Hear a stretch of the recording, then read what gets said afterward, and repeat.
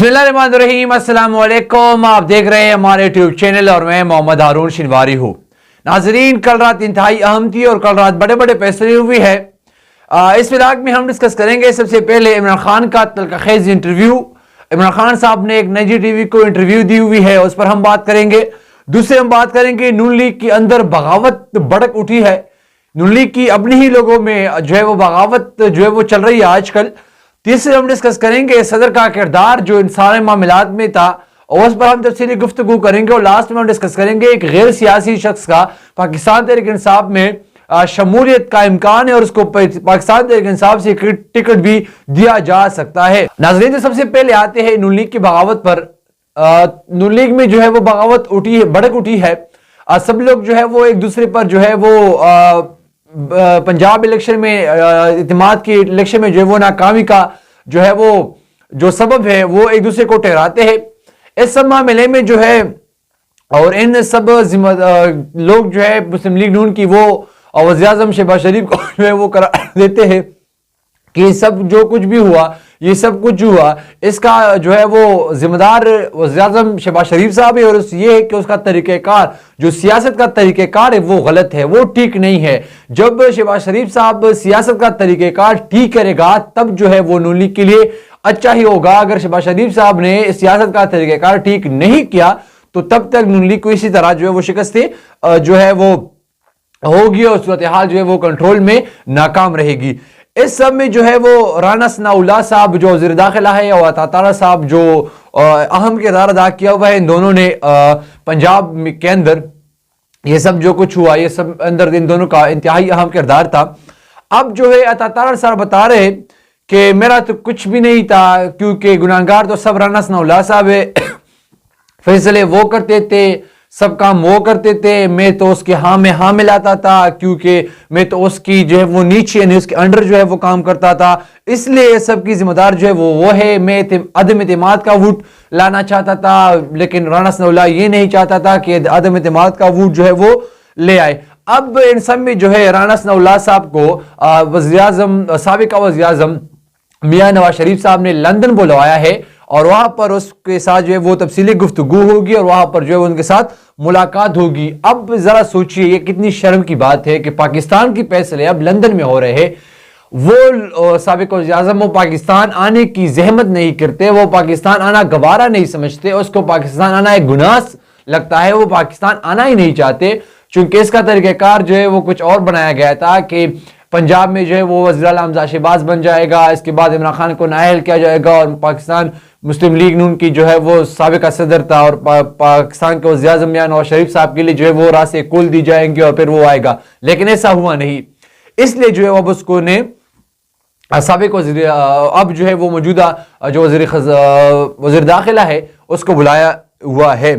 अब इन पर जो है वो तफसीली गुफ्तगू होगी, लेकिन इस सब के अंदर पाकिस्तान मुस्लिम लीग की मौजूद सभी लोग परेशान हैं।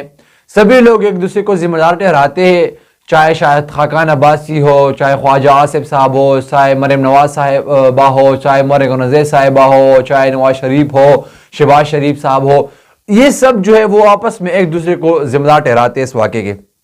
इसके अलावा इन सब का ख्याल तो यही था कि ऐसा होगा नहीं। अब एक दूसरे पर जो है वो ये उंगलियां उठा रहे और अब कुछ लोगों ने जो ये भी खतरा जाहिर किया हुआ है कि इसमें तीन किस्म ऐसे लोग भी जिसके 3 राबिते हैं, जिससे लोग भी है जिसके 2 राबिते हैं, क्योंकि एक ऐसे लोग भी जिसने पीटीआई और रावलपिंडी के साथ राबिते जो है वो मुंसलिक की गई हुई है। रावलपिंडी तो आप खूब समझते होंगे कि रावलपिंडी में क्या है जिसके साथ ये राबिते कर रहे हैं, लेकिन बहरहाल इसका अभी तक कुछ पता नहीं चल रहा।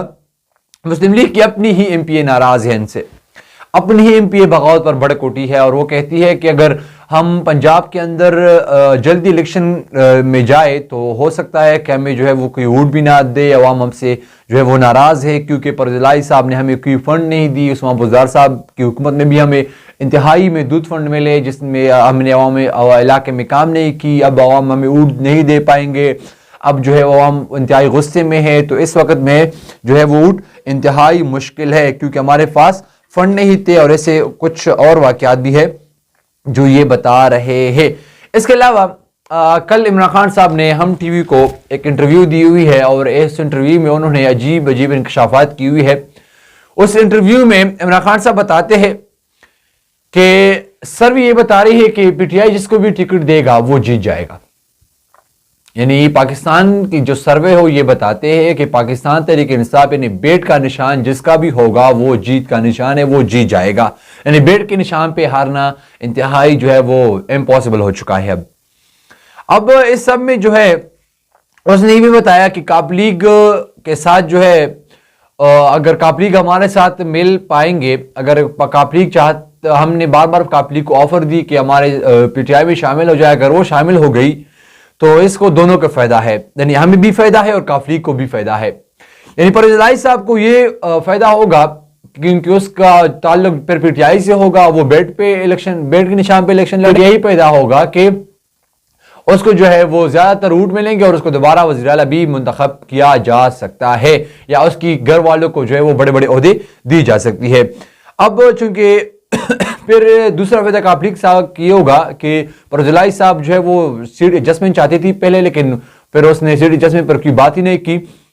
अगर काप लीग पीटीआई में शामिल हो गई तो फिर इसी तरह ज्यादा लोगों को जो वो टिकट मिल सकेंगे, काप लीग के ज्यादा जो लोग हैं उसको पीटीआई की तरफ से वो टिकट मिल जाएंगे। और इसके साथ साथ चूंकि शुजात हुसैन साहब अगर ऐसा नहीं करेगा परवेज इलाही साहब तो फिर वो शुजात हुसैन साहब से जो है वो सलाह करेगा और साइकिल के निशान पर ही इलेक्शन लड़ेगा। फिर उसको जो है वो ज्यादा टिकट एडजस्टमेंट भी नहीं होगी और फिर उसको दोबारा वज़ीर पंजाब भी नहीं बना दिया जाएगा, क्योंकि वो सियासी है, उसको इमरान खान के साथ बैठ कर सियासी फैसले करने चाहिए पाकिस्तान की खैर ख्वाह के लिए, पाकिस्तान की अच्छे मुस्तकबिल के लिए।